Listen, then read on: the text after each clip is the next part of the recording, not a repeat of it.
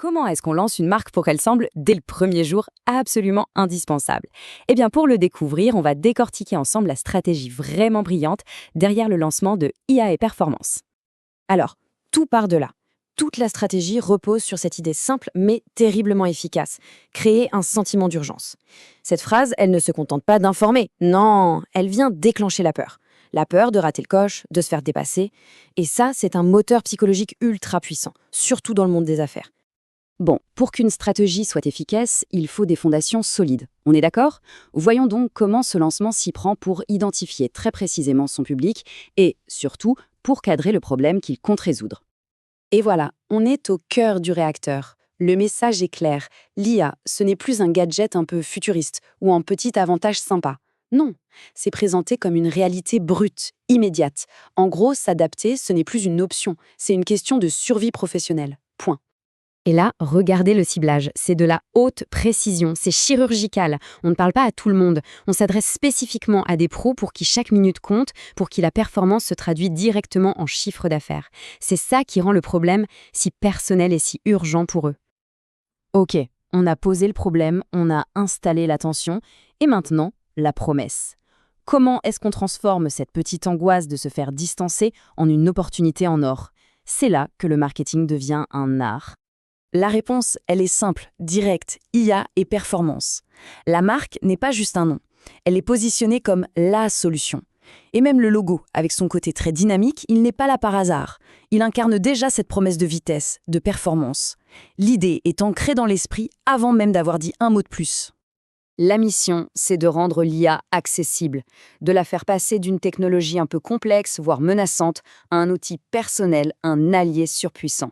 C'est un changement total de perspective. Le professionnel n'est plus une victime potentielle de la technologie, il en devient le maître. Et cette phrase, elle est redoutable. C'est la promesse ultime. Il ne s'agit pas juste de devenir un peu meilleur. Non, il s'agit de créer un fossé, un écart décisif avec la concurrence. Et les mots impossibles à rattraper sont d'une puissance folle. Bon, une promesse aussi forte, ça demande une communication parfaite. Alors, on va plonger dans les rouages de la vidéo de lancement pour comprendre comment chaque pièce est pensée pour convaincre. En fait, le script suit une structure narrative super classique, mais qui marche à tous les coups. Une sorte de recette en 4 temps. D'abord, on crée la tension, puis on apporte de la clarté, ensuite on révèle la valeur, et on termine par l'urgence. C'est un chemin psychologique qui guide en douceur le spectateur de l'inquiétude à l'action.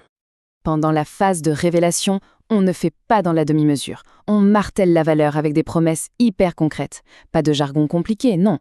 Des résultats qu'on peut toucher du doigt. Productivité x10, résultats immédiats.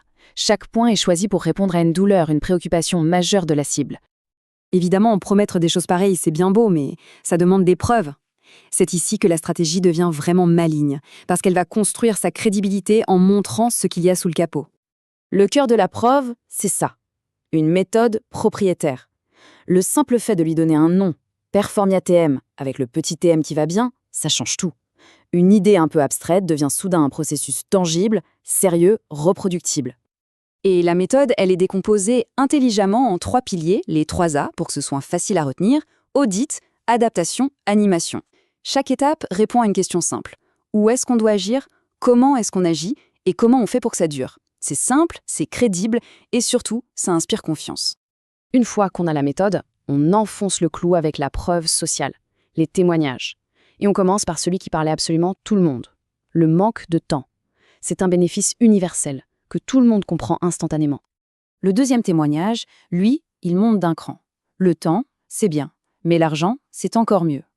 Décrocher plus de mandats, c'est le langage que la cible comprend parfaitement. C'est la preuve ultime de la performance. Et enfin, ce dernier témoignage, il est là pour répondre à une question que se posent tous les managers. Ok, mais est-ce que c'est compliqué à mettre en place pour mon équipe? En insistant sur la simplicité et l'adoption par toute l'équipe, on rassure les décideurs. Allez, on arrive au bouquet final. Voyons comment tout ce qu'on a vu culmine en un appel à l'action final. Un appel à l'action qui est conçu pour faire basculer complètement l'état d'esprit de l'audience. Et là, c'est le coup de génie. La stratégie ne vend pas juste un outil, elle propose un vrai changement de paradigme.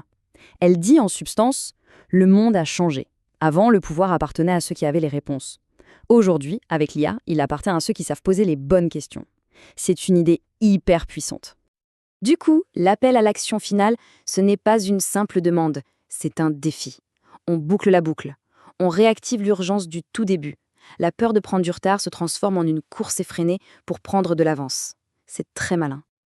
Et tout se termine là-dessus, sur une question ouverte, provocatrice. Elle ne fait pas que résumer. Elle engage directement le public. Elle le projette déjà dans ce nouvel état d'esprit, en le laissant avec une seule envie, en savoir plus, et vite.